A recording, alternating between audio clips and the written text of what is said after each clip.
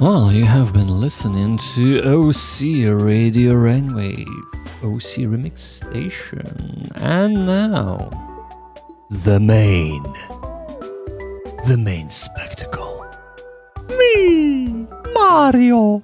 Welcome to the stream, everybody. How you all doing? Today, if you're brand new to the stream, we are gonna be doing the same as we usually do.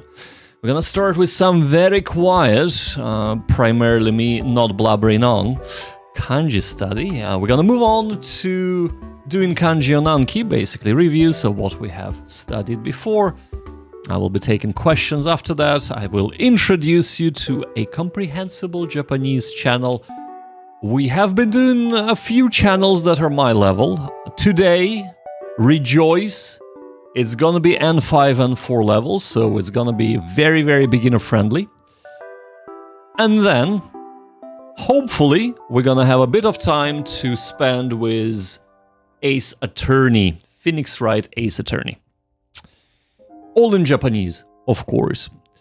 So, lovely people, how you all been getting on with your language studies? I hope that has been going well for all of you.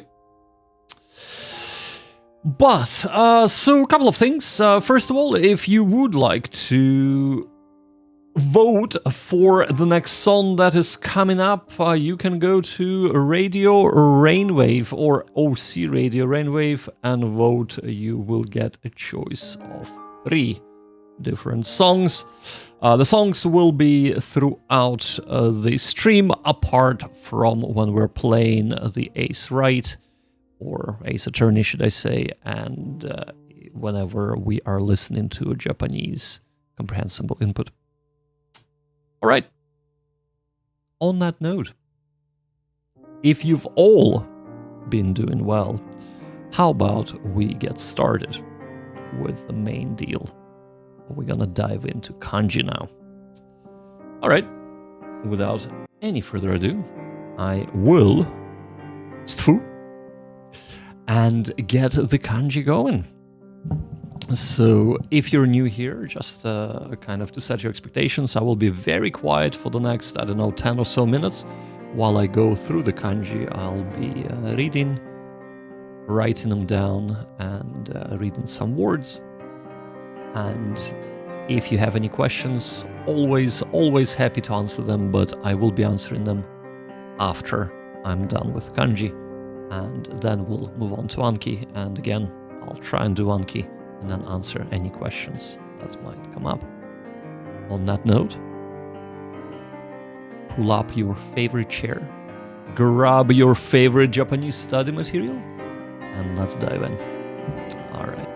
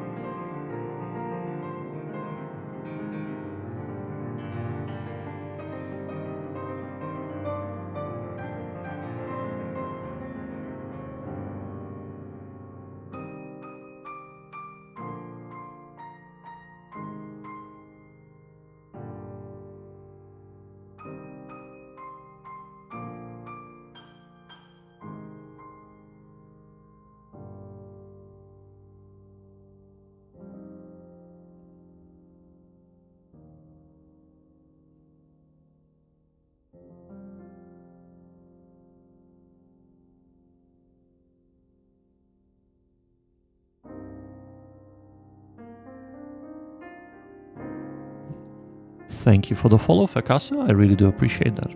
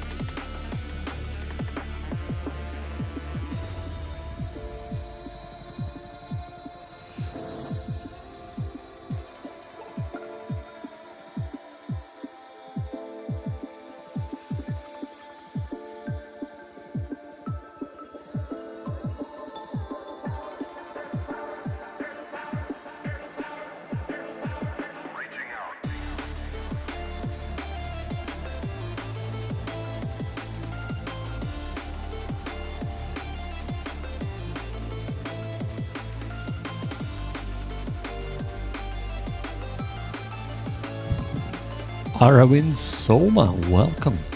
Welcome to the stream. You actually joined just in time because I have literally just finished with the kanji portion of the stream. Yes, indeed I have. How you doing? How have your Japanese studies been going? Do tell, do tell. But yes, so we are done with the kanji portion of the stream, and we're gonna be moving on to our, well, Anki portion of the stream. And so we only have 25 reviews, and it might be easier if I just do this. There we go. Boink. All right. So yeah, if you have any questions, fire away, because we're going to be taking a short break before diving into Anki itself. So yeah, thought you're a girl by behind you with that hair. Well, you know, my luscious golden locks. I know, man. I know. It's just how I roll. It's just how I roll. No. Why am I learning Japanese? Because we're planning to go back to Japan and settle there. My partner is Japanese. And that is why I am learning Japanese. Also, it is a pretty cool language. And I do like JRPGs, anime, J-drama, manga, and I'm slowly getting into reading some Japanese, actually. Which reminds me, since we are kind of studying kanji, today, do I have a Japanese girlfriend? I have a Japanese partner. We've been married for the past, Jesus Christ, 12? 13 years? Something like that? 12 years? We celebrated 12th year anniversary just on the 29th of May, as a matter of fact. So yeah, we've been together for some time. Unfortunately, we only speak English to each other, so that does not help with learning Japanese at all, does it? So yes,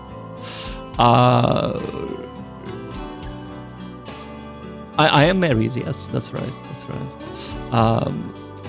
Whoever is in the chat with a Korean name, unfortunately, I do not read Korean, so I cannot pronounce your name, but did you try closed deletion cards? I know of closed deletion cards. I have encountered them before, and I think they are decent. However, since I have reduced my Anki to pretty much nothing, I'm only doing it in conjunction with learning kanji. I cannot really speak on closed deletion too much, but what would you like to know about closed deletion cards? So primarily, just for reference, I have been using vocab cards. For most of my study with Anki, I have been using sentence cards, simple sentence cards. I have switched to audio-only cards for all the mind sentences that I have done, and I have switched to vocab only, so words only, for pre-made decks. However, this is all now suspended, and for the past 2 months and for the next 2 months, so for 4 months, I am doing an experiment of immersion only, pretty much. And the only Anki I'm doing is literally just to assist with kanji. Nothing else. I'm not learning vocab or anything like that through Anki, because I have found that Anki is burning me out. And I am doing way too much Anki and not enough immersion. And you can like listen to my thoughts on that on my 15 months study update videos. So I'm not gonna go into too depth, but that's where I am with Anki right now. So I'm running an experiment at the moment, and it's going really well, by the way, just for your information. So how many languages do I know? Aravind, I appear to speak semi-decent English, as you might witness here. My mother tongue is Russian, so I speak Russian and English. I have had another language under my belt when I was little. However, I haven't spoken it in Gabajabas 30 years? About 30 years? Just under 29 years, I think? No. Jesus, 30 years. Yeah, 30. Oh, just over 31 years. Anyway, around 30 years. So I just remember a couple of words, and I'm learning Japanese. So I'm about lower intermediate in Japanese, I'd like to say. Primarily because my reading is lagging a bit, but yeah. So you could say I speak 2 languages at a native level, or my partner is a bit of a grammar Nazi, so she says you're fluent, but you're not native. I beg to differ, but you know, it is what it is. So yes, I speak two languages at a native level and Japanese at lower intermediate. And of course, speaking Japanese, I'm not really concentrating on output at the moment, but if you want to hear me speak, I think 12 months update, I do a little bit of speaking, about 5 minutes of speaking in Japanese on that. So you can see me struggle there if you'd like. And I'll say a word here or there today as well throughout the stream, and you'll see my level there. さあ、日本語もちょっとおしゃべるね。でもあまり上手じゃないね。なので、まあ、ちょっとこの動画続けると、ちょっともっと話しましょうね。なんか試合、ジャパニーズ、なんか動画見るとちょっと日本語話したいね。そんな感じね。As you can see, like I do struggle a lot. My pronunciation is probably a bit better than it should be. So I'm kind of faking it till I'm making it. But yeah, my Japanese is about lower intermediate by my own assessment. I know some people who are my similar level to me and they think that they're intermediate level. I do differ. I would like to differ on that, but yeah. So I've been learning for about 16 months every day. Or, well, I have skipped 6 days, but, you know, you can say I've been learning every day for 16 months straight. However, you have to note one thing, is that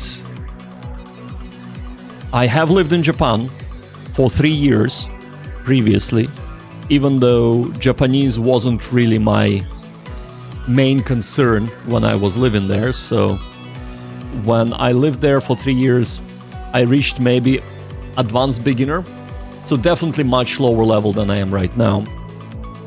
My speaking was a bit...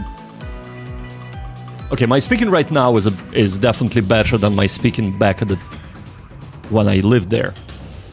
But it was a little bit easier for me to speak just because I had to do it on a daily basis, right? So, but in saying that, after we left Japan, 10 years, I haven't done any Japanese at all until I started studying 16 months ago, right? So I basically, for 10 years, I haven't engaged with Japanese. I haven't read anything. I haven't watched really anything in Japanese without subtitles, right? So I watched Japanese stuff like anime, etc., but with English subtitles, which I would not count as watching anything in Japanese. This is literally watching things in English. And yeah, so you do forget a lot in 10 years. So when I restarted 16 months ago, I had barely remembered hiragana and katakana. And I had some words, but not a lot that I remembered. Like arigato to kawaii. So, like, basic words like that, basically. Or itadakimasu, or, you know, things like that, basically. But it is much easier to relearn vocab than it is to learn it from beginning. So I actually progressed quite quickly and, you know, got back, because my vocab, I judge it roughly as being 1,000 after 3 years in Japan, which is abysmal. So I covered 1,000 words, like rediscovered, relearned 1,000 words in about 9 months, I'd say. And for 6 months of that, I was just studying kanji. Like, just kanji, no words.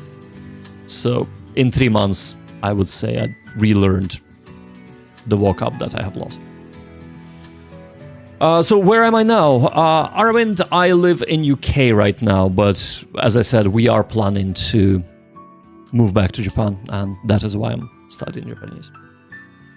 So, the Korean name person, if you could write your name in chat, I would appreciate it, because I don't know how to pronounce that. I can't read Korean. I can't read Hangul. I'm learning Korean since 5 years now, but pure recognition cards never seem to work. Even if I had card for word, I did not recognize it in the wild. Yes, yeah, if we learn to do something, it's easier to recover them even after a long time. Call me Finn. Finn. Okay, thank you so much, Finn. I appreciate that. Right. So this actually, and this is a good, even though we're gonna be starting on Anki segment, I think it's a good time to talk about Anki and talk about different cards and things like that. So, Finn, as you're saying, pure recognition cards never seem to work. And even though you could get the card in Anki, you couldn't recognize it in a wild. That's exactly the problem I was encountering myself. At first, so there are two parts to this problem. The first problem is that I was doing sentence-only cards to begin with. So I thought I knew the words and I knew the reading of the words, right? Because, you know, kanji and all that. So, I had the same issue as you do with not being able to recognize words in the wild. Now, thankfully, this is very easily fixable, and we'll get to that in a second. But I also encountered an issue when I tried to read that I actually, if I encounter words, kanji, that I should allegedly know, I weren't able to, like, I would look at it and I'm like, I should know this, but I would not be able to recognize, read it, or do anything with the kanji or with a word. So what I came to realize is that because I was doing sentence-only cards, what was happening was that I was actually memorizing full sentences in Anki. So my brain, because, you know, brains are lazy bastards. So my brain was like, well, you know, seeing how you're doing two hours of Anki every day, I'll play ball. I'll make it very easy for you to get what you're doing very fast and in the easiest way. So literally memorized every single sentence. The moment I switched Anki to vocab only, so literally just have a vocab card, I started failing 99% of all the cards. How is that for freaking wasting a year doing Anki? I know it wasn't a waste. Not a total waste anyway. But it was a shock. It was a shock. So, which led me to basically abandoning Anki altogether, because I realized that Anki is very good at teaching you how to do Anki well, but if you do not supplement it with massive amounts of doing native content, so we're talking about watching, in your instance, if you're reading, if you're learning Korean, watching Korean YouTube, watching K-drama, reading, Korean books and things like that. If you don't supplement Anki with massive amounts of that, Anki is useless. And so, 2 months ago, I said, I'm gonna do an experiment, because this is just, it's not on. So, and for the past 2 months, I've only been doing massive amounts of immersion. So first of all, that stopped me burning out, because doing 2 hours of Anki every day was just insanely bad for me. Mentally, it was not on. So now I'm actually looking forward to doing Japanese. I'm not dreading it. And the massive progress I've had in terms of being able to listen to content and understand what's being talked to, and I started reading as well. And while the progress there is a bit slower, understandably so, reading was always my weakest part of my studying of Japanese. I have just today finished my very first proper book in Japanese. Now, when I say proper book, I've read children picture books, but this is a book designed for children. Yes, still for children, but it's 30 pages, and it's a Swedish author. I can't remember the English name for the book, but the Japanese name is what is it? Yamanashi? No, not Yamanashi. Nantoka Mori no Kodomotachi. I can't remember the first name, the first word. But anyway. So, yeah, I'm kind of proud of that achievement. So the book is designed for class 3 and 4, or grade 3 and 4 of primary school. I know, but it is a huge step up from picture books that I've read previously. And manga. I've read a lot of manga. Like, I've finished 15 volumes of Yotsubato, and I've finished 20 volumes of Karakai Jouzo no Takagi-san, which are, I don't know, I think altogether about 7,000 pages. But that's manga, that's not really a proper book, so yeah. Alavari, welcome to the stream. Have you watched this series, Shogun? Yes, fantastic series. Absolutely love it. Not in Japanese, though. I've tried watching it in Japanese after 2 episodes. I'm like, no. My understanding is like 10% of what is being said, because they're using a lot of olden Japanese. They're using a lot of like samurai talk. Which, and I do apologize, I keep fiddling with the pen. Degozaru, exactly. Big Hana, is it? Is it Hana? Welcome to the stream. And yes, they're using a lot of Degozaru and Gozarimasu and all that, basically samurai talk. So, Ksa. Naruhodo, Ksa.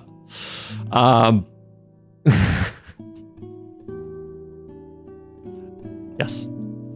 But yes. So, anywho. So, but Shogun, fantastic series. Absolutely fantastic. So I watched it in Japanese with English subtitles, meaning I watched it in English.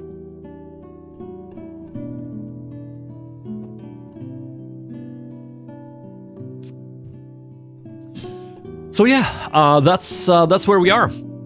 That's where we are. So, first of all, thank you everybody for asking questions and, of course, interacting in chat. But we will get on with Anki now. So I still post any questions you might have in Anki, but I will finish Anki before... Oh, sorry, not in Anki. Jesus Christ. Post any questions you might have in chat, but I will finish Anki first before addressing those questions, alright? So let's get started. And this is just continuation of the kanji study that I was doing.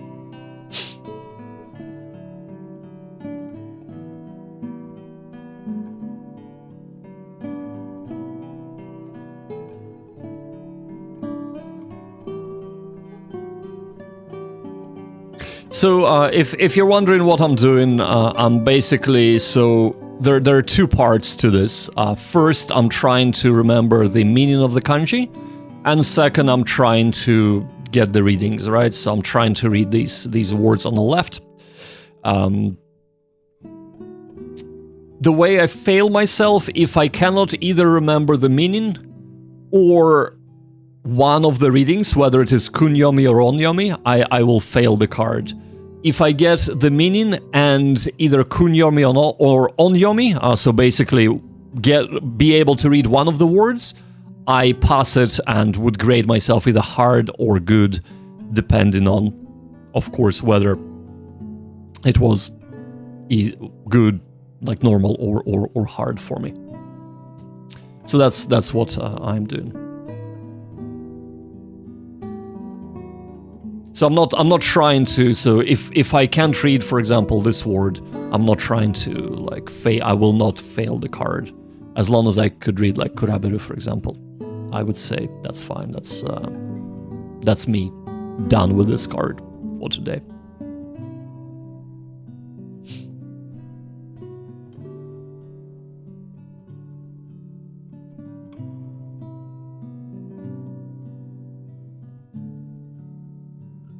It is hokubu. Naruhodo.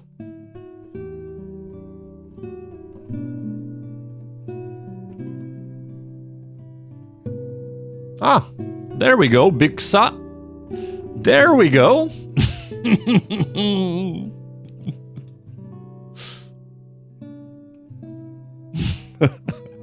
Nah.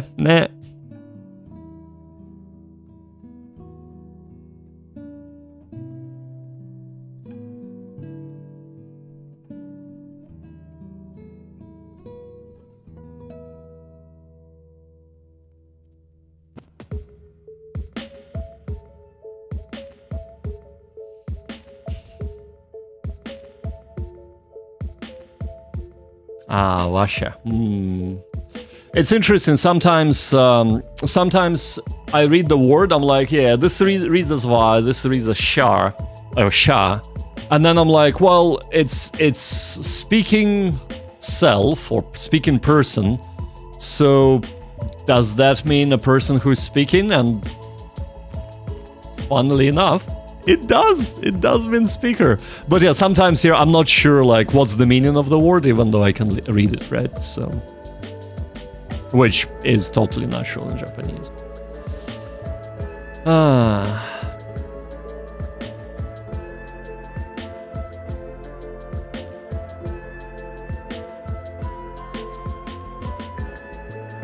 Mizukara, Mizukara. I get the onyomi on this, but not kunyomi.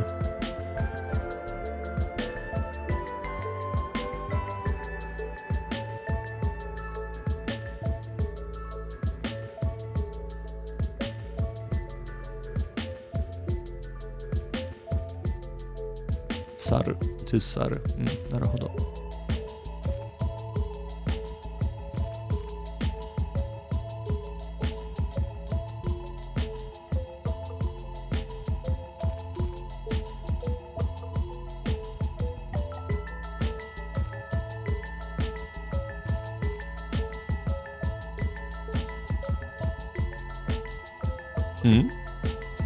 What's this? The last one?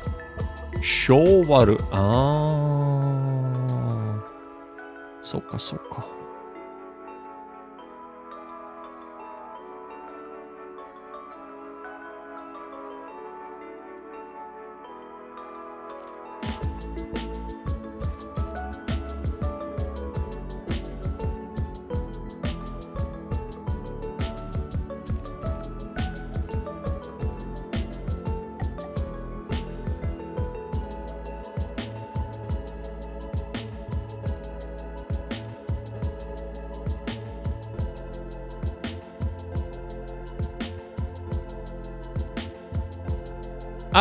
Hold up.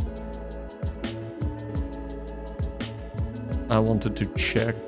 Sadim Shabir, welcome to the stream. How you doing, bud? Welcome. Kazu Tuan, welcome.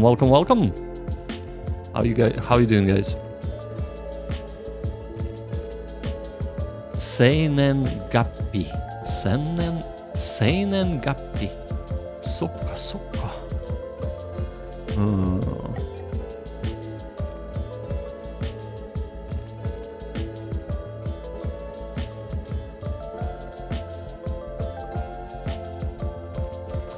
Kazutuan, I think I remember you, but I might be wrong.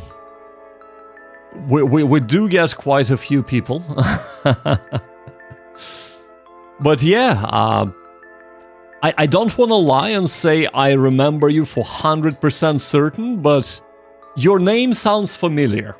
Alright, let's put it that way. Let's put it that way. See, I'm being honest. I'm being honest here. But how you guys getting on with your language studies?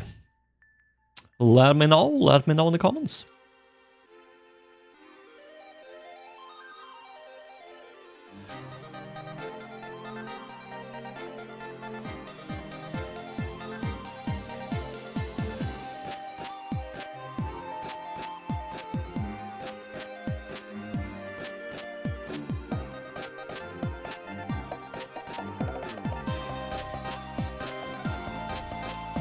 Yasugekyo. How long have you been studying Japanese? Yasui. Hontou ni yasui zo. It is indeed, cousin. Studying, I have been studying Japanese for about 16 months now. That's a short answer to that. Every day. The long answer, I've kind of covered that earlier the stream. So welcome to the stream, Lance. Welcome to the stream. Hey, love your vids. They're super motivating. I'm learning Spanish, but I like watching Japanese learners stealing their methods. Hey, if you're learning Spanish, there is a fantastic method to learn Spanish called Dreaming Spanish. I would highly recommend that because that's kind of the way I'm studying Japanese. So I've stolen from Dreaming Spanish to study Japanese the way I'm studying it, with a few modifications for my own good. But yeah, for the most part, that's exactly what I'm doing. But yes, thank you for the kind words.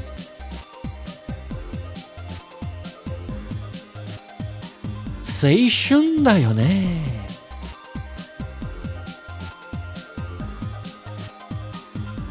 Well, Kazu, if you're studying Japanese as well, boy, do I have a lesson for you ready. In about, what do we have here? 10 cards left. In about 5 minutes, maybe less, we're gonna be diving into to some comprehensible input Japanese. So stay tuned. It's about N5 and 4 level. So, because I know that I've been covering kind of a few channels my level recently, but I figured that a lot of people who might be watching would be at closer to beginner level. So I've decided today to do a channel that is around that level instead. And it's gonna be a Japanese speaker speaking Japanese, but we'll dive into that in a second once I finish here. Jesus, there's so many people writing. Oh my god. Lance is saying, yep, I loved Dream in Spanish. Just finished watching some of their vids and saw that you were streaming, so I thought I'd pop in. I don't agree with everything Pablo says, but he does have some great advice. No, absolutely. And Lance, this is one of the things where I 100% agree with you that taking from various places and incorporating that into your learning, what works for you, I think is the best course of action. Because I've taken from so many different methods of learning and incorporated into how I learn and what works the best for me. And you don't have to agree with everything they say to take the things that seem to click for you in your language learning journey. So 100%, man. Big Sai is saying, I'm doing Migaku, which has been interesting. It has a card system built in like Anki and some courses. It integrates with content subtitles in a way where it can streamline making cards. Absolutely. If I was wanting to spend money on, let's say, Anki-like system that allows me to mine sentences quite easily and has some other bells and whistles, it would definitely be Migaku. However, I do not. So there we go. But yes, Migaku is fantastic for Japanese, for sure, if you are willing to subscribe to, well, a monthly sub, right? So, because that, you always have to bear that in mind. Kazutuan is saying, you should write in paper. I'm not sure I understand what... Are you saying instead of doing Anki, I should be writing kanji down? If that's what you're saying, you have missed the beginning of the stream where I was doing just that. Check that out, and actually, there we go. There. That's all my writing right there. So yeah, I have been doing that. Don't you worry. Don't you worry. Migaku is great, also use it for Spanish. I use their clipboard for reading and it's super helpful. Absolutely. Absolutely. Yes. But yeah, personally, I have never used Migaku myself, just because, you know, I can't really afford to have yet another subscription that I have to pay for, and B, I prefer to do, if there is a free way to do it, I would do it for free. Not to say that Migaku isn't great, it is great. And yes, thank you. Alright, but let's continue with this and then we'll move on to the next segment, because I said that I will not be talking to the chat while I'm doing this, and I'm clearly talking to the chat while I'm doing this. So, right, let's go.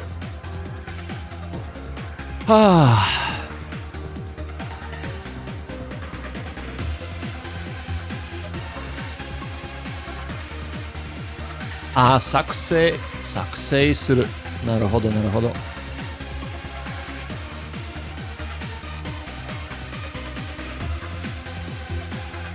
Lance, I have not heard of Loot. That's the first time I hear of it. I have checked out Link Q, and I like Steven's ideas. I watch a lot of his videos, and I agree with a lot of what he's saying about the language learning. There are some things I disagree with him on, but hey, I am not a polyglot he is. But, you know, we all have our opinions.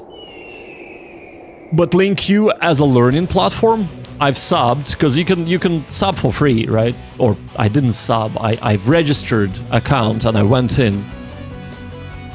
And it's just a mess. I'm sorry.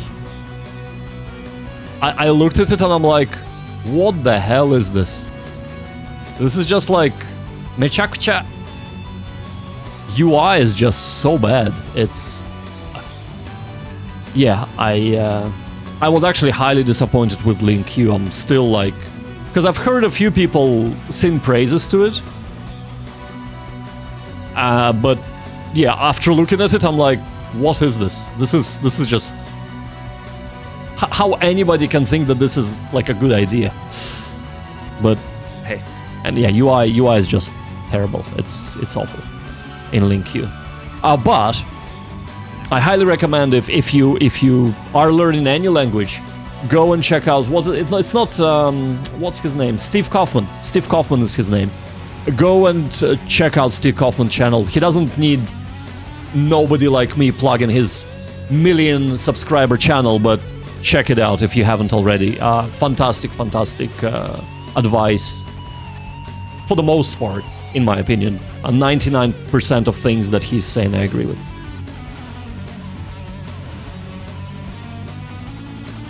Just not the platform he created. Anyway.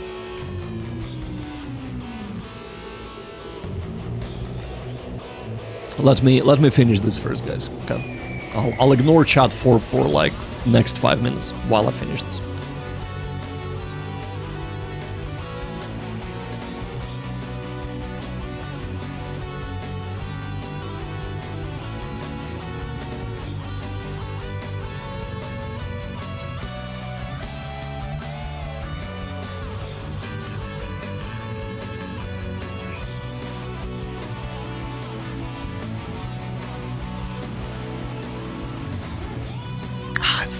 It's naru ne.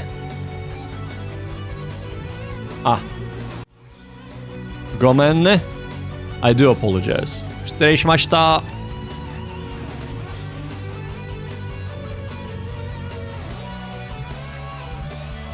Oh, thank you. Gambare! Crab Queen, welcome to the stream. I said I will not engage with chat, but I'm engaging with chat.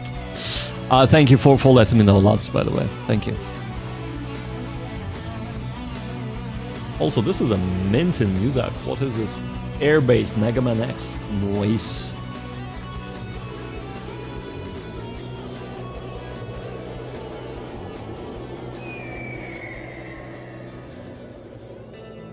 Nanda Korea.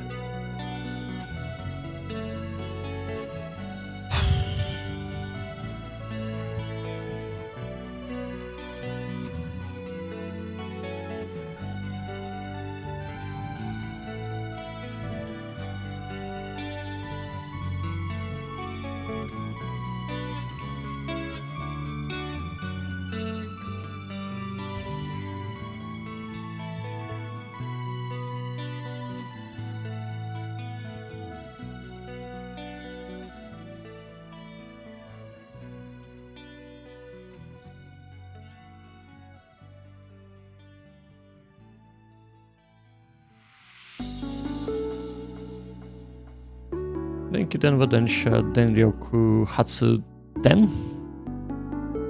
Hatsuden da yo. Hoho, sasuga! そうだよね、カズ。雨だよ、雨。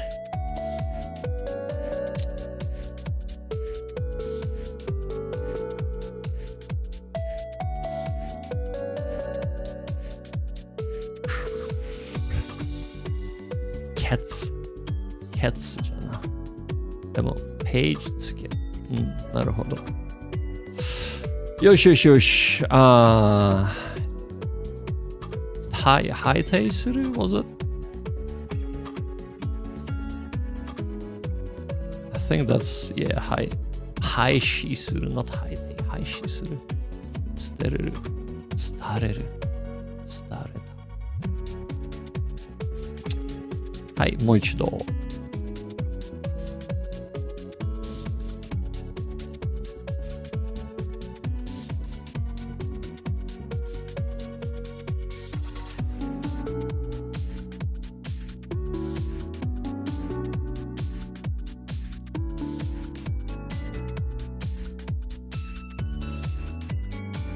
よしよしよしお疲れ様みんなねお Alright.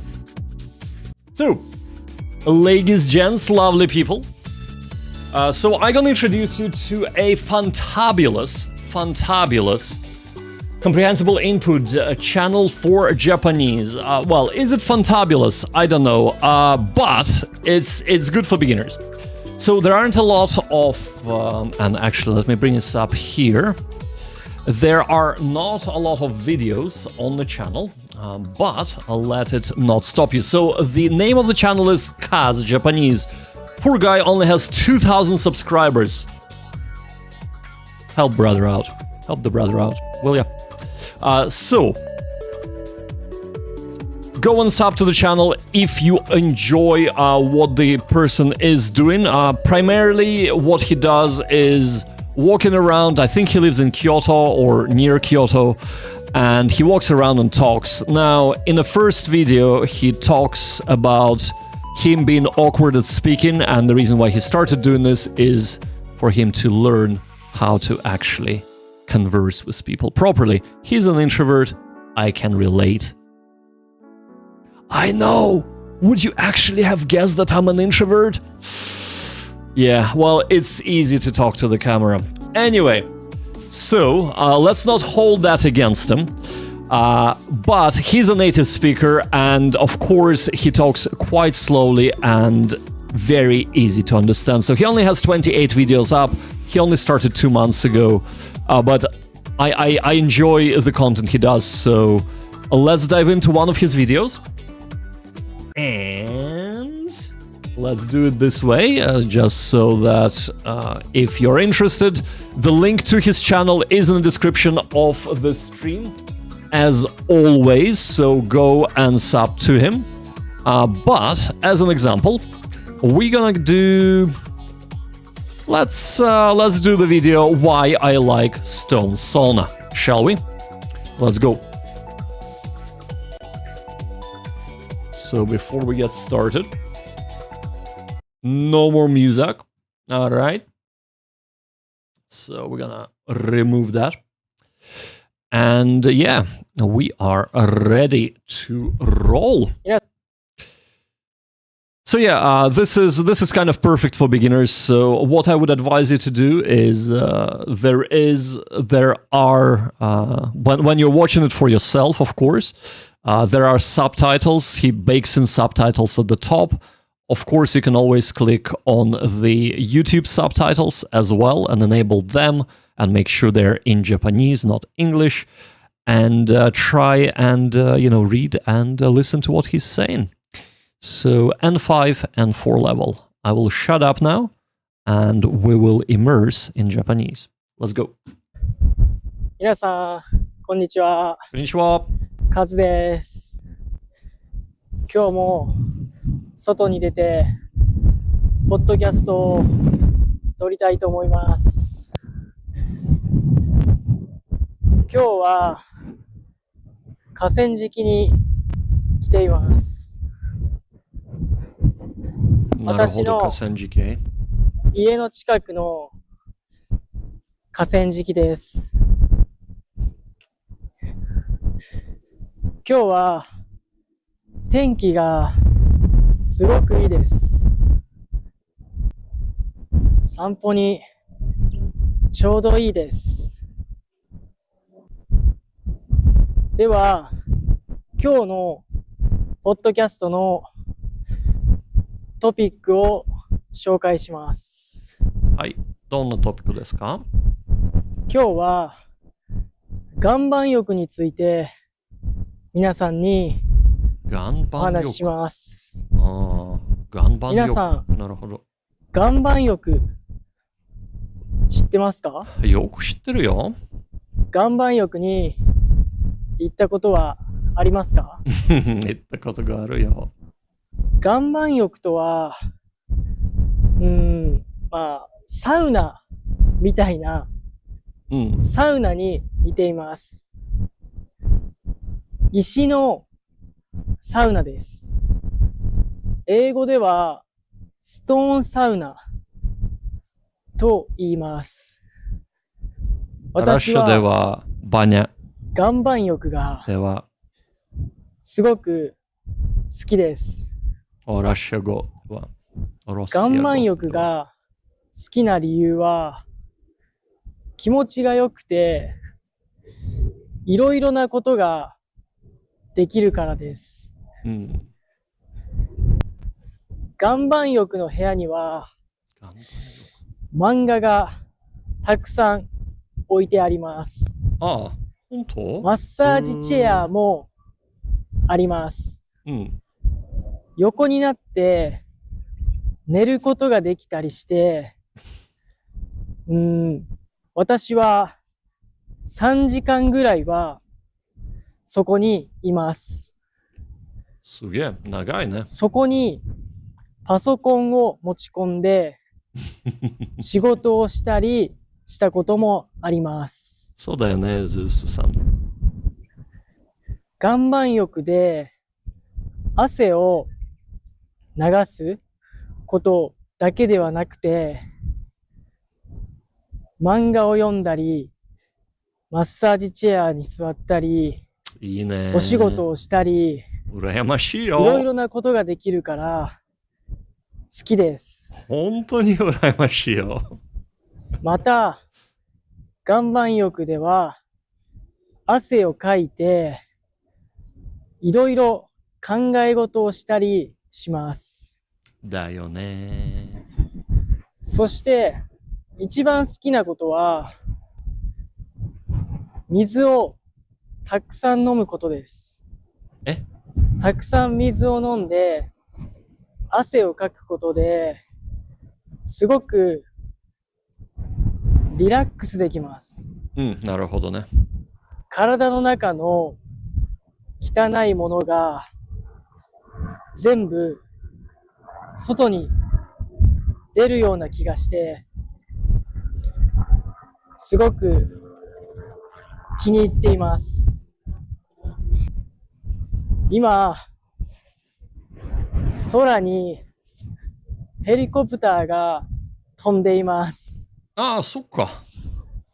見して見して。どこ空にどこ？ヘリコプターが飛んでいます。あんまり見えねえよ。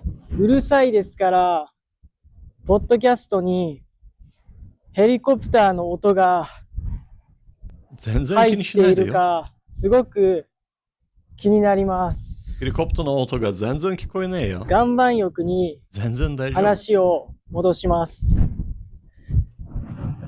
岩盤浴はすごく汗をかいて水を飲んで健康にも美容にもすごくいいです。そうだよね。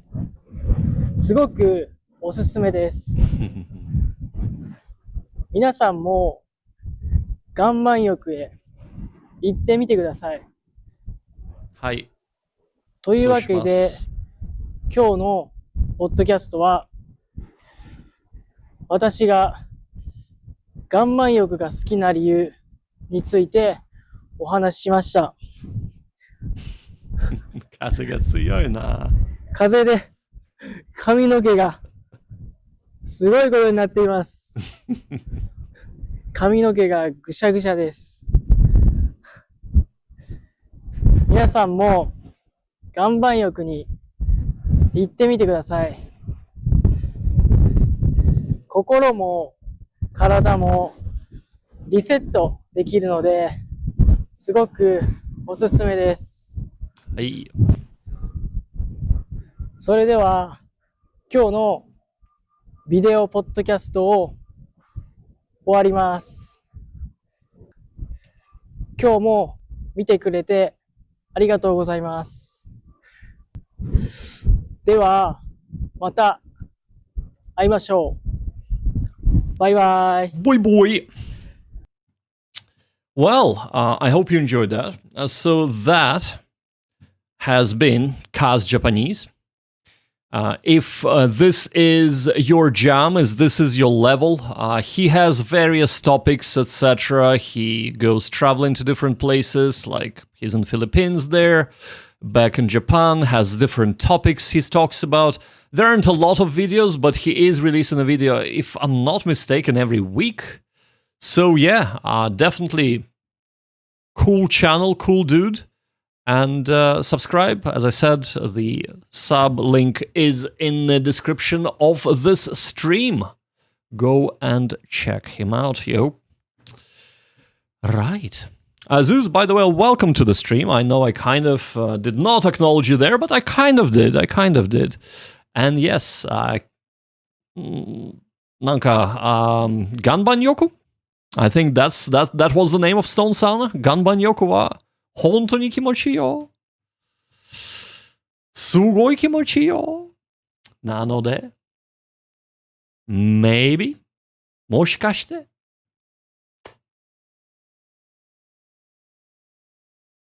来月行くかな。岩盤浴。行きたい。Anyway, 行きたいよ。So, we have a wrong button. We have finished with the comprehensible input part of this stream. And you know what that means? That means that I will attempt to get Ace Attorney set up. And I will attempt to get that stuff going right now. So we're gonna move on to... Let's start the game. We're gonna move on to reading visual novel. And hopefully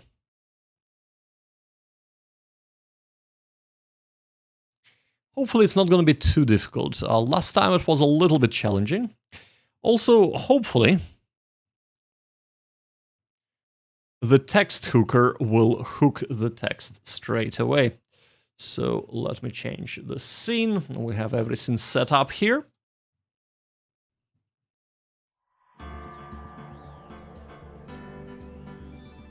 Yosh! Did we hook it properly? I'm just gonna check this first, and then we're gonna go into the game, and I'll tell you a little bit about... a little bit.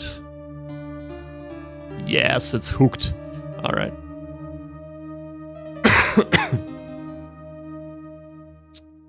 I'm hoping this is the correct hook.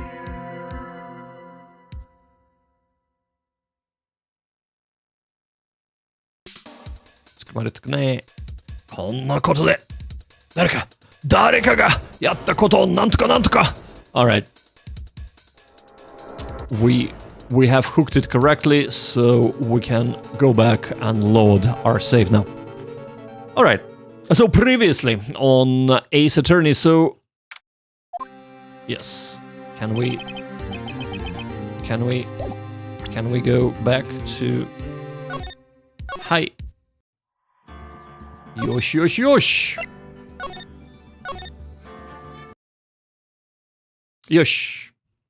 Alright. So yeah, previously on Ace Attorney. And I'm gonna remove the chat just so that you can view what I'm viewing here as well. Previously on Ace Attorney. So we are the main character by the name of Naruhodo. Playing words, of course. And we just graduated the... We just finished our bar certification, and this is our first proper case. So unlike in real life, if there is no conflict of interest in this game, so you are actually defending your friend who is accused of murdering a personage which we haven't found out yet, but we will find that out in a second, that it is his girlfriend. Or ex-girlfriend, possibly. I can't quite remember. It's been a while, guys. It's been a while. So, yeah. We kind of gotten through the preliminaries of the hearing, and we just gotten some evidence. So yeah, that's pretty much where we are right now, if I'm not mistaken. So let's struggle through this. 今は依頼人を助けるための情報を聞き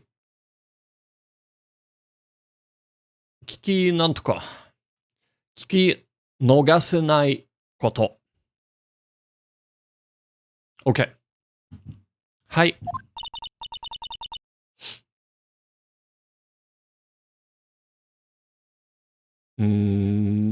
わからん。反撃。なるほど。反撃のチャンスは後で必ずやってくるわ。誰が余計なことを言わないよう祈りましょう。誰が余計なこと、余計なことを言わないよう祈りましょう。はい。心配だ。緊張のやつ、緊張やはりやはりのやつ、すぐに興奮するからな。So this is the friend. His name is Yahari. And this is the prosecutor. Auchi-san. Another play on words. Actually, both play on words.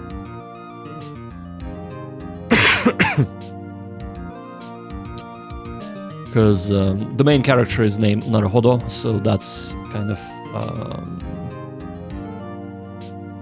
I see. His friend, the suspect, is Yahari-kun, which is as expected in English. And Auchi is just Auchi. Sate. Yahari-kun. Kimi wa...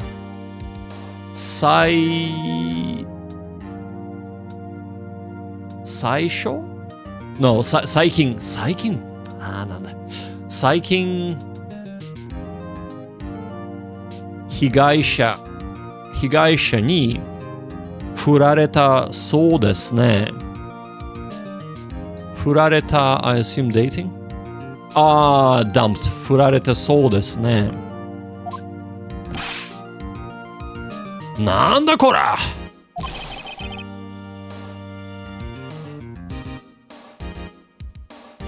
今、is it 今？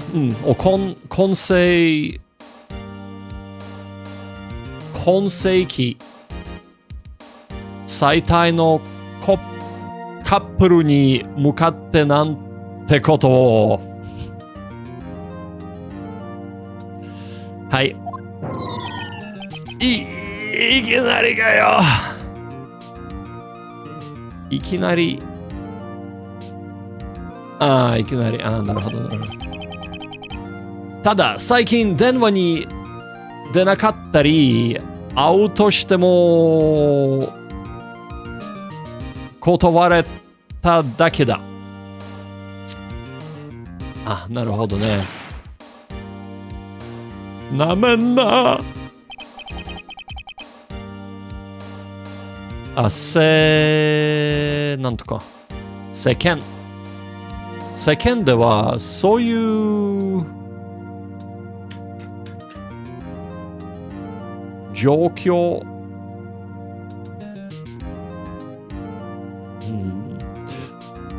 世間ではそういう状況を振られたどう読んでいます？事実かな？実際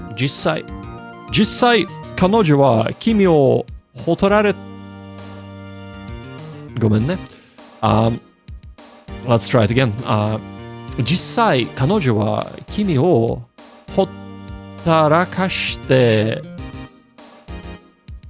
呼び回っていた？遊び回っていた。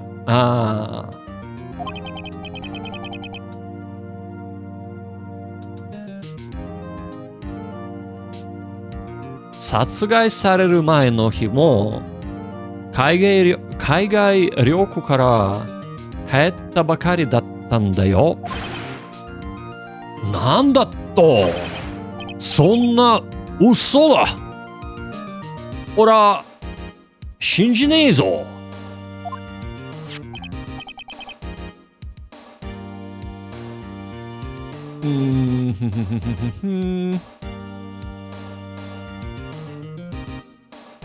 違う。こりゃ。裁判長。裁判長。ジャッジじゃない。裁判長。裁判長、被害者のパスポートです。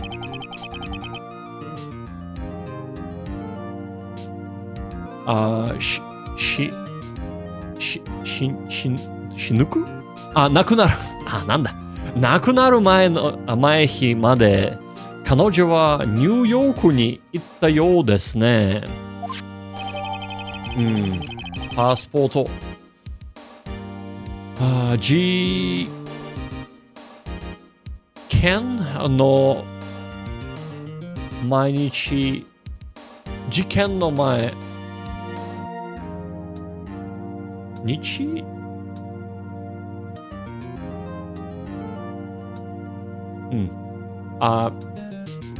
why is this like weirdly backwards? Never mind. 受験の毎日。なんだこれ。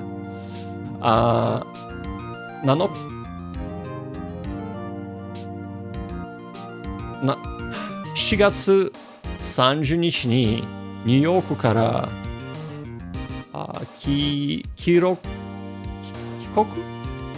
国しているようだ。I think it's 帰国。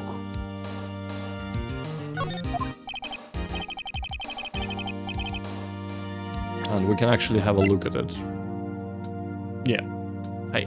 OK。ふむ。確かに。Is it 帰国。なるほど、帰国だ。帰国の日付は死亡の毎日だ。先日。なんだ。毎日じゃなくて先日だ。先日。はい。そんな。彼女はモデルでしたが、収入は大したこと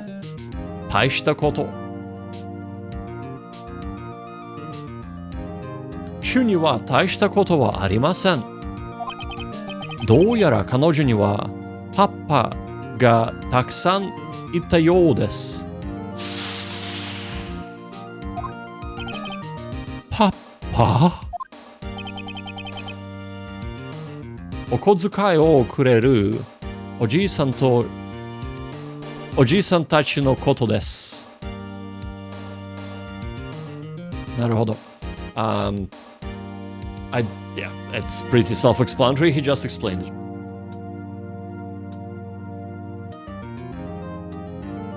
シュガーデディみたいね。シュガーデディ、パパ。彼女は彼から金を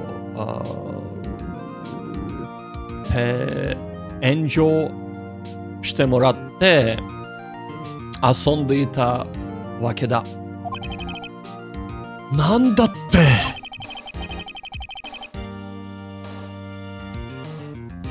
I really should remember what the victim is. 被害者。被害者。被害者。被害者。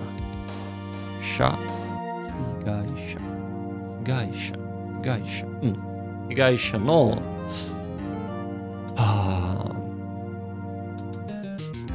祭日高日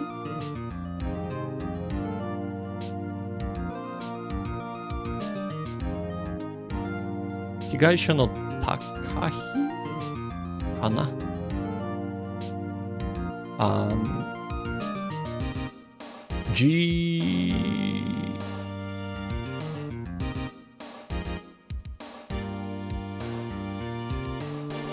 I should have really written it down. Her full name. 高木遥かなはそういう人間だった。人間じゃない。はい、人間だった。君は彼女についてどう思うかな？やはりくん？なるほどくん。この質問には答えさせない方がいいかもしれないわね。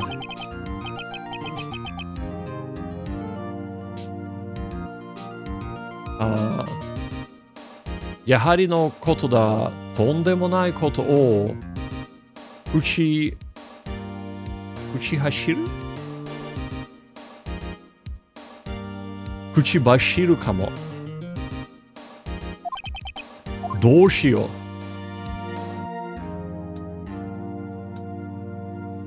様子を見る。答えさせ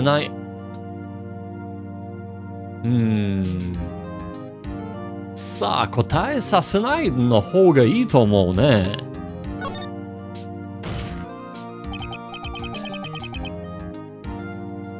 やはり君は、I've literally just tried to remember it. シャ。なんとかシャ。I can read シャ。That's why it's なんとかシャ。被害者。被害者。被害者が、こっち他の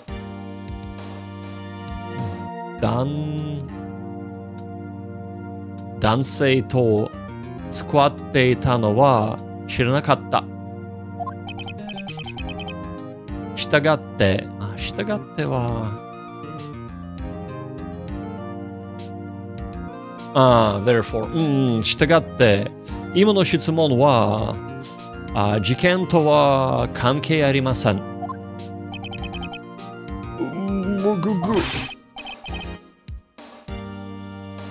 何言ってんだ。なるほど。関係ないことあるか。なめやがって、あの彼女、なめやがって。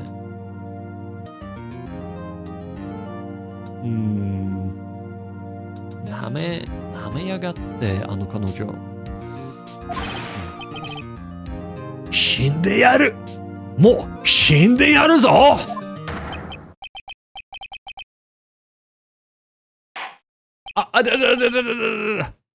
ちょっと待って。バトン押さなくてもいいよ。はい。何これ？天国であの女を、はい。問い詰めてやるんだ。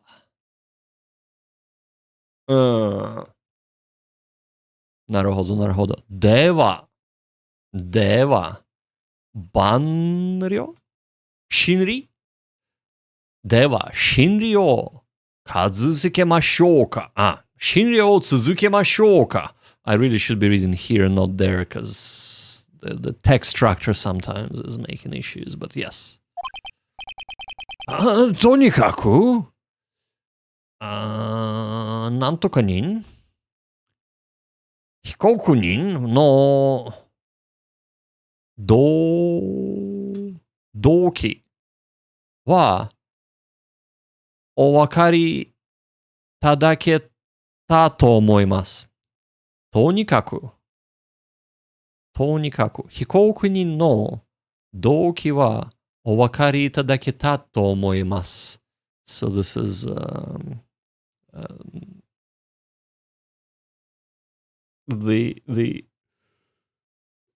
this is Keigo that is being used here, but yeah. とてもよく。とても very good. Yeah, it is very well, right? じゃあ、次の質問に移りましょう。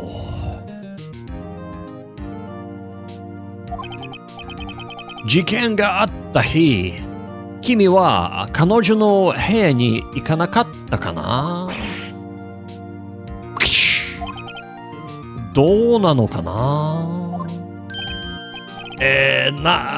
何がどうなんだよ？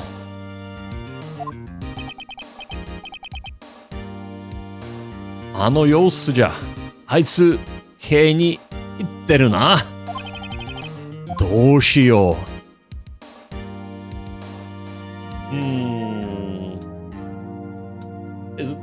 正直に答えさせる？答えさせない。正直に答えさせると思う。よし。合図を起こるぞ。ああ、合図を送るぞ。なるほど、なるほど。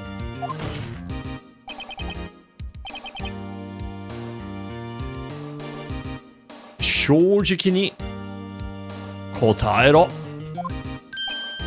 ああ、確かに言ったよ。言ったさ。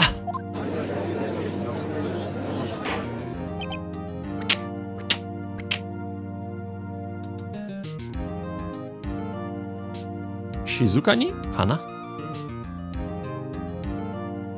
静粛。静粛。静粛。ちょっと。静粛。静粛。静粛。Right, so not quiet down, but be quiet. 静粛。それで、やはりくん。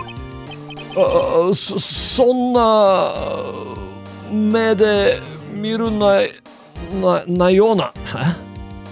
その目で見るな。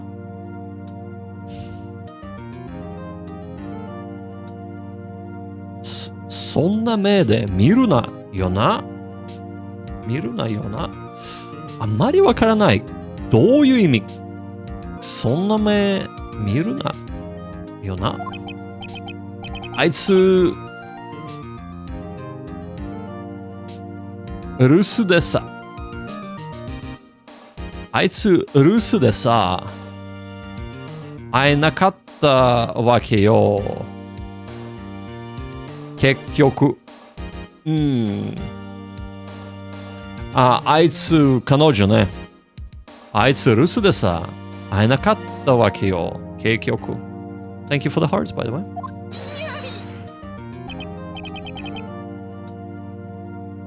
Say Bancho, is it?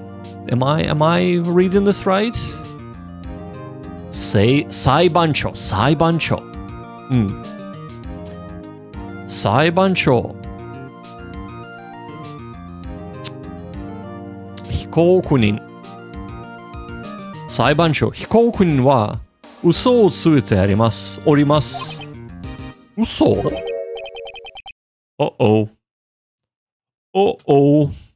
我々には今の嘘を立証する証人がいます。証人 witness ね。それは話が早い。どんな犯人？証人、犯人じゃなくて、証人ですか？どんな証人ですか？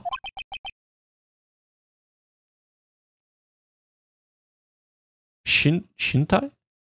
死体の発言者です。発見者、not 発言者、発見者。なるほど。彼は、死体を発見する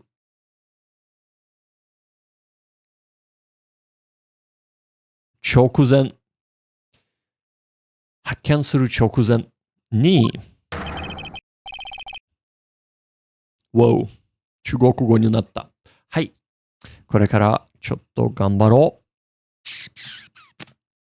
殺人現は、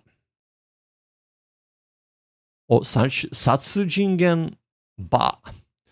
ちょっと待ってね。殺人現場。殺人現場から逃げていく被告人。やはり君をなんとか目撃しているのです。なるほど。さあ、もう一度。殺人現場から逃げていく被告人、やはり君を目撃しているのです。はい。わかりました。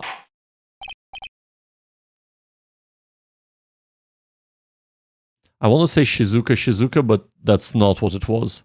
It was Seishoku. 静粛。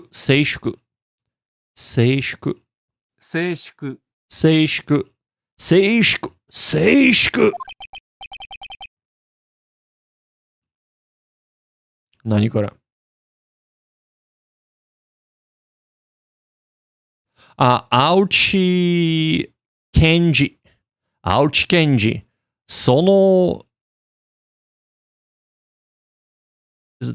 証人はい。その証人を呼んでください。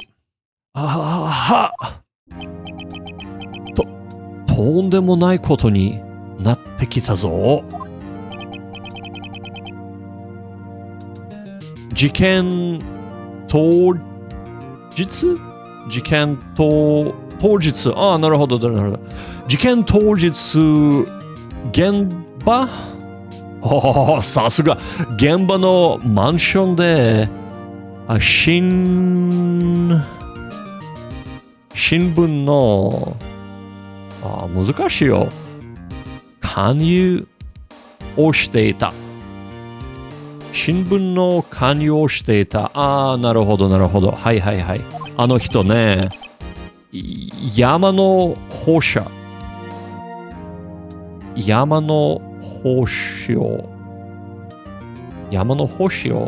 さん。OK。山の星潮さんを入廷させてください。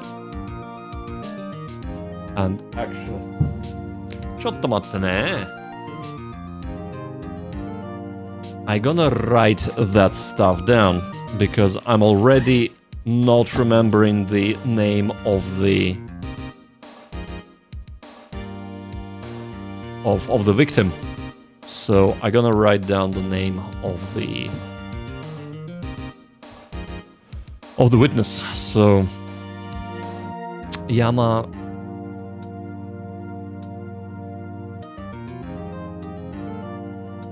No.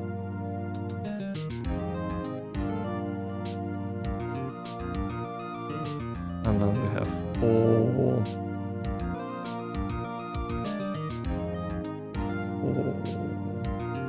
ちょっと待ってね。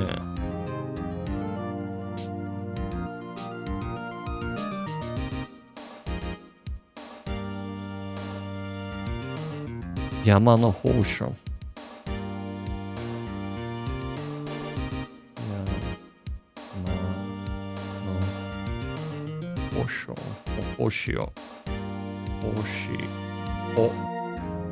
山の宝書さん。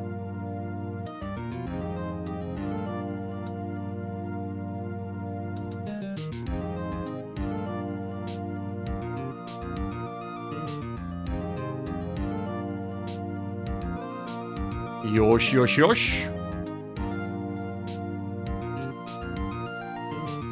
Alright, now that's all written down.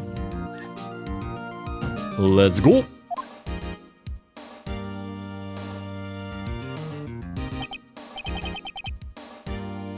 山野さん、新聞なんとか員、新聞勧誘員、新聞勧誘員をしておられる？はい。さようでございます。はい。さようでございます。さよう。はい。では、早速、証言をしていただきましょう。あなたが事件当日見たことを話してください。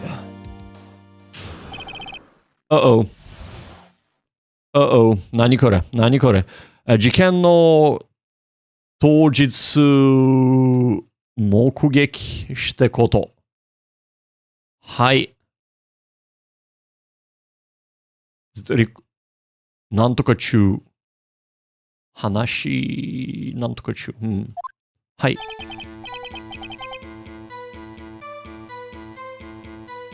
うん。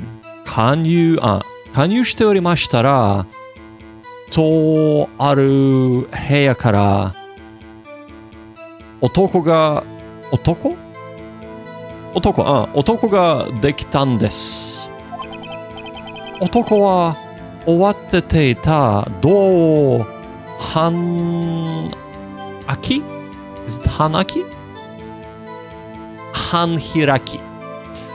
ドアを半開きにしてまま行ってしまいました。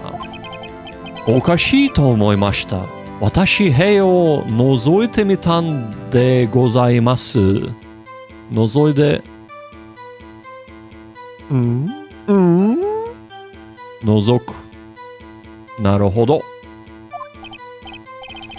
すると、なんと彼女が死んでいるじゃございませんか。私、腰が抜ける。私、腰が抜けてしまいました。なんか怖くて、部屋に入れませんでした。私、すぐに警察を呼ぼうと思ったんでございます。It is 呼ぼうと思ったんでございます。はい。でも、彼女の部屋の電話は、なんとか通じませんでしたので、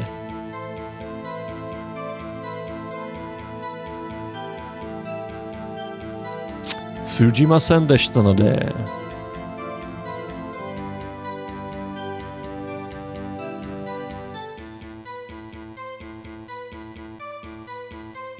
あの電話はなんかThere was no connection basically 通じませんでしたので、それで近くのなんとか公衆電話から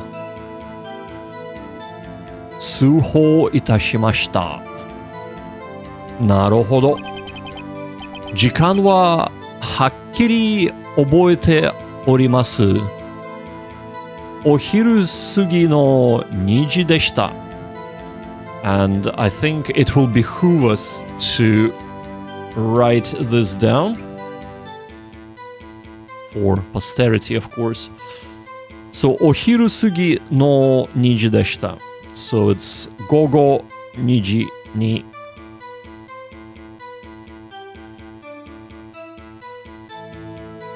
午後2時。はい。そう、電話した。警察に電話してたね。はい。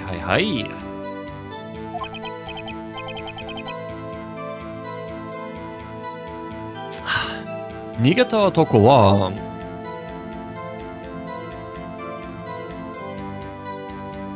間違いなく、さすが逃げた男は間違いなく、そこのなんとか人、忘れた人です。被告人の方でございます。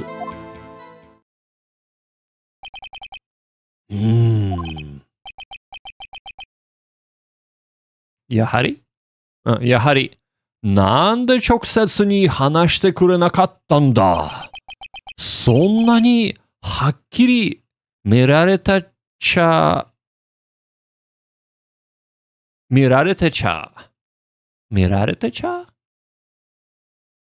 はっきり見られてちゃ弁護なんかしょうがない。でも、このよちっちゃいじゃない？しょうがない。うん。ちっちゃくないかな。うん、わかんない。弁護なんかしょうがねえよ。ところで、現場にあった電話は、なぜなんとか通じなかったのかな？はい。事件があった時間、マンションは、停電中だったんです。なるほど、停電中だったんです。はい、その時は停電中だったんですね。ちょっと変えた方がいいよ。その時は。停電中だよね。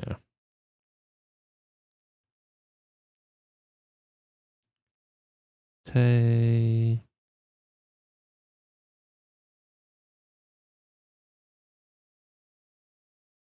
電中。はい。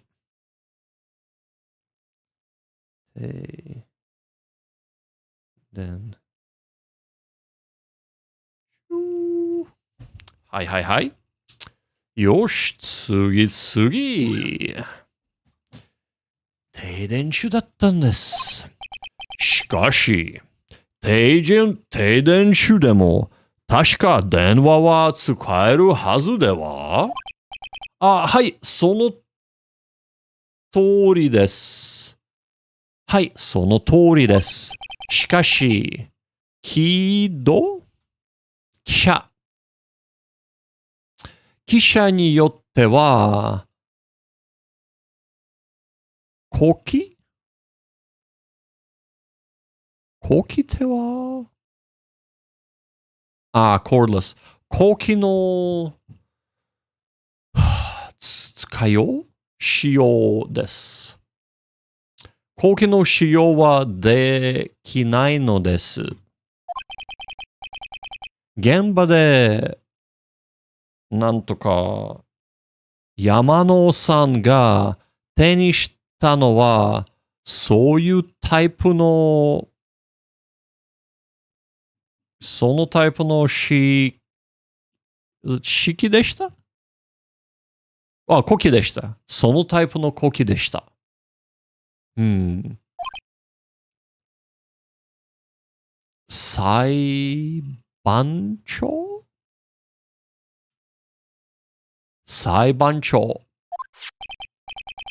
今のため、停電じゃない？停電だ。停電の記録じゃない？記録だ。さすが。ほら。停電の記録を、手出します？ Is it 手出します？ Probably not. 提出します。はい。停電記録、事件当日の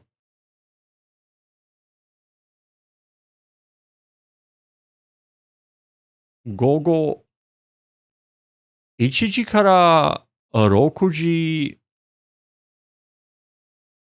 過ぎまで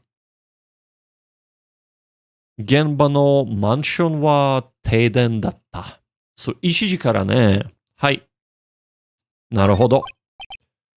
では、飛行機人？弁護人。なんだ。では、弁護人。そう、俺のことね。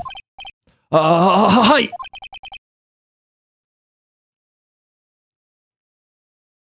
尋問をお願いします。クロスエグザミネーションだよね。尋問。うん。尋問ですか？さあ、なるほどくん。いよいよ本番よ。本番。はい。尋問ってどうすれば？尋問じゃなくて尋問。ちょっと。尋問。はい、尋問。どうすれば？今の証言。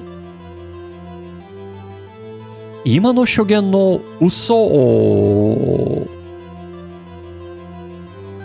暴くのよ、もちろん。嘘を暴くのよ、もちろん。嘘ですか？あなたの依頼人？依頼人だ。失礼しました。はい。あなたの依頼人がなんとかなら無実。無実。そうか。あなたの依頼人が無実なら、あんななんとか。目撃証言。なんだろうね。目撃証言。あんな目撃証言なんか嘘に決まってるでしょ？それともあなたは依頼人の無実を信じてないの？でもどうやって？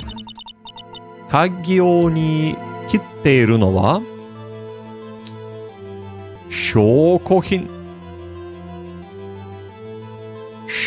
よ。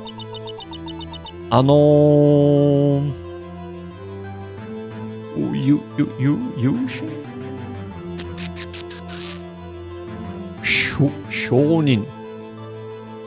証人の証言。そう、証人の証言と、なんとか品。証拠品のデータとの間には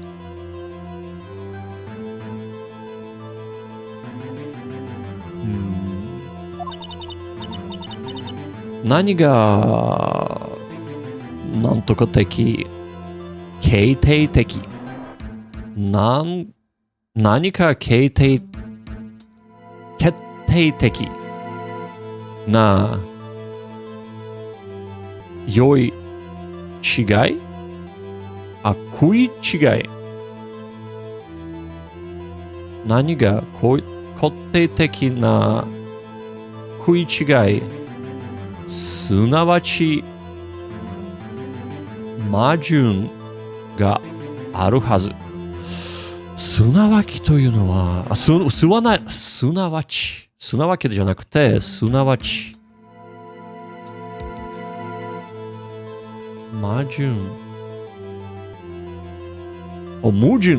じゃなくて。ちょっと、疲れちゃったよ。疲れちゃったよ。ごめんね。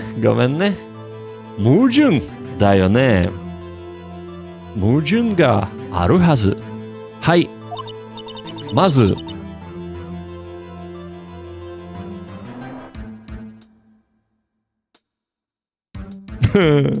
法廷、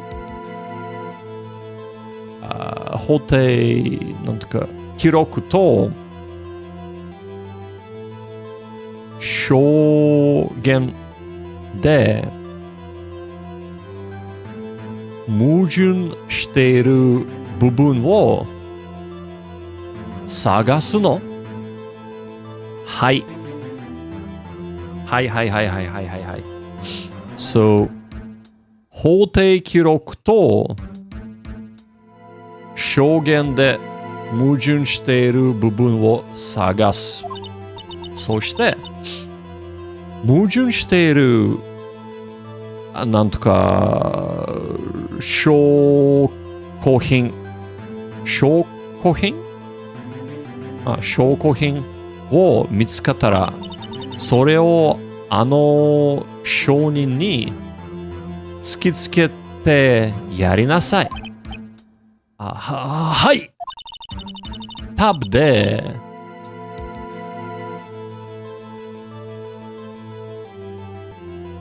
法廷。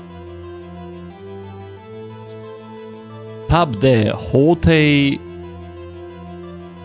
記録を見ながら証券でと食い違う部分を探して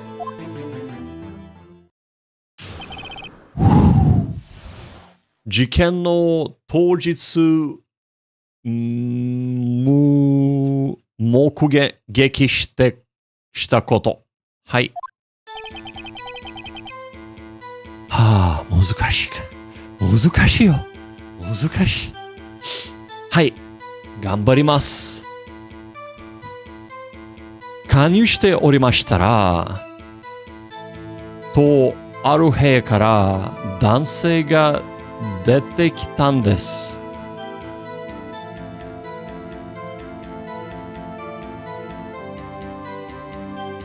はい。男は終わっていたドアを半開きにしてまま行ってしまいました。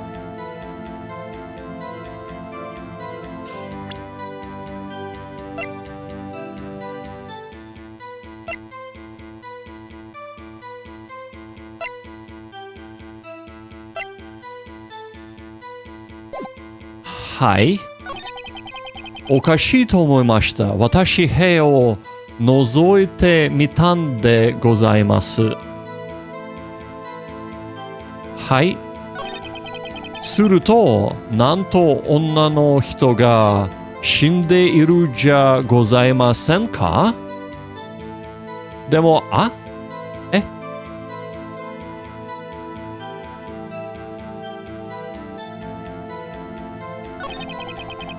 私、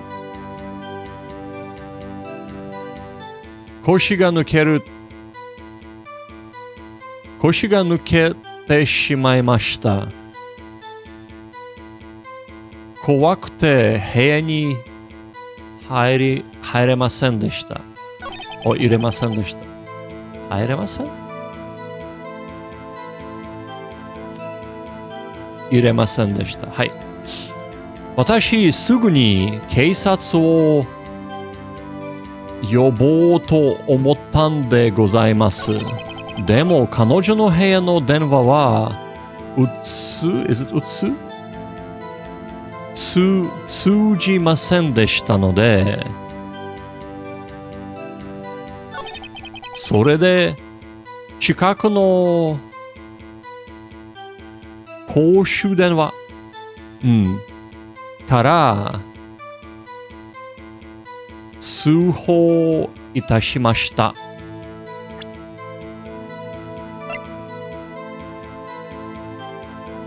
戻る。つける？So I should have actually written. この食品は今の証言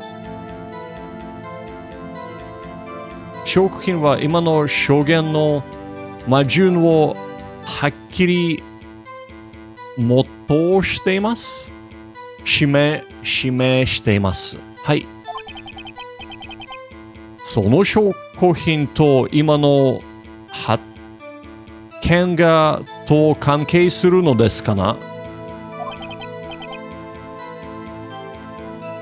しませんかね？やっぱり。ちょっと。絶対しませんね。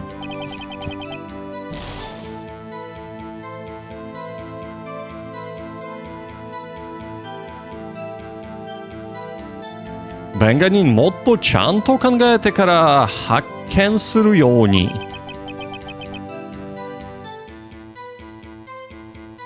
発長裁判長のなんとか心象が悪くなったみたいだ。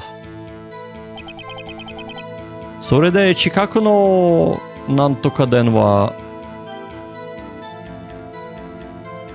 から時間ははっきり覚えてます。お昼過ぎの2時でした。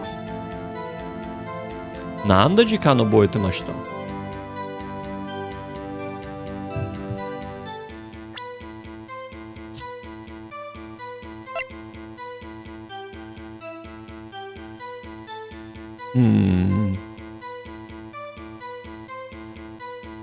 そのパスポート関係ないね。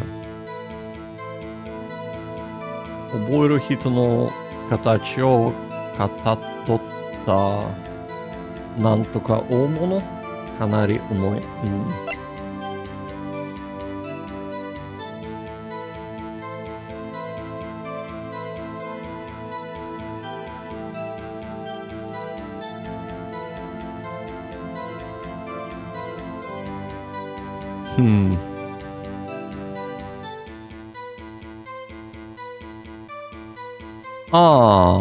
ちょっと待ってね。4時、5時まで死んでしまいました。2時じゃなかっただよね。2時ってあの人2時死んでしまいました。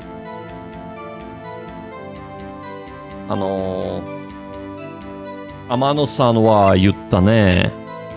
でも本当に4時以後5時までね。なのでちょっと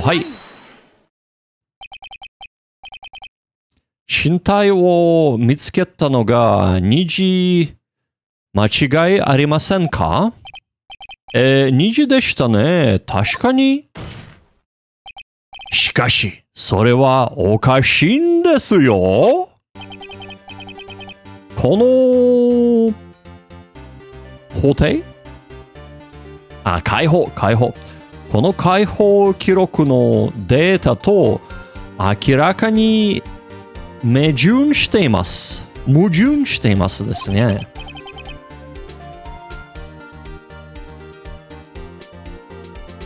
なんとか者被害者が死んだのは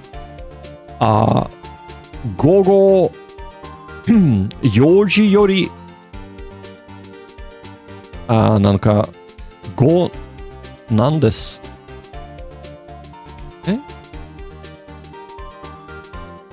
午後4時より5なんです。あとなんです。あととも2時に死体を見つかれる。Let's try this again. 2時に死体を見つけられるはずは絶対にありません。どうして2時間もずるがあるんでしょう？ずる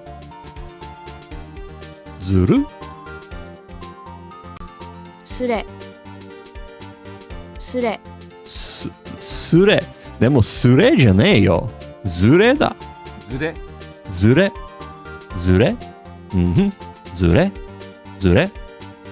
どうして2時間もずれがあるんでしょうか？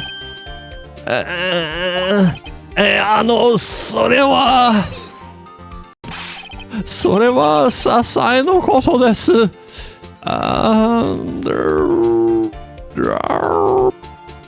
単なるなんとか記憶違いでした。私にはそうは思えません。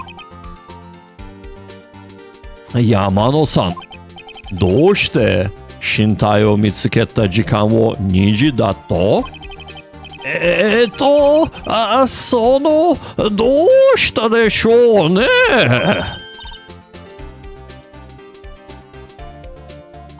見事なツッコミよ。なるほどくん。わからない。言ってる意味わかんないよ。見事。見事なツッコミ。ツッコミは、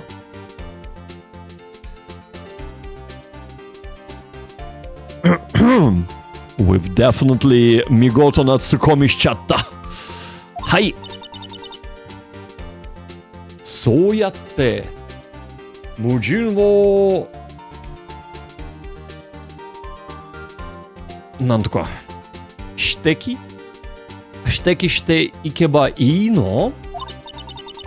嘘は必ず次の嘘を生み出せはず。生み出せはず。生み出せはず。はい。生み出せはず。その嘘をまた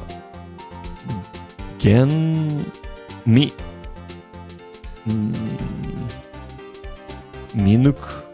なるほど。見抜いて、あいつを追い詰めましょう。追い詰めましょう。はい。追い詰める。はい。追い詰めましょう。そう思い出した。では、もう一度、証言してもらいましょうかな。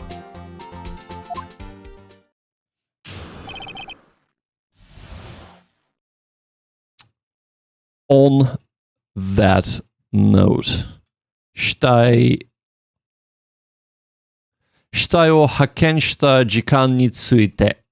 はい。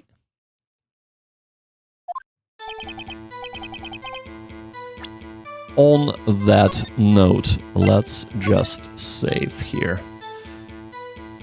Whew. All right, ladies, gents, lovely people.